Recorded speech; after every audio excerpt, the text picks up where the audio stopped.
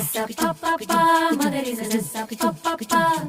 sa sa pa pa pa magari sa sa pa pa pa gama bari dari dari da pa maga gama bari dari dari da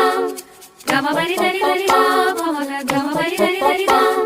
sa ni la la ni da pa maga pa magari sa sa la la la la la la la la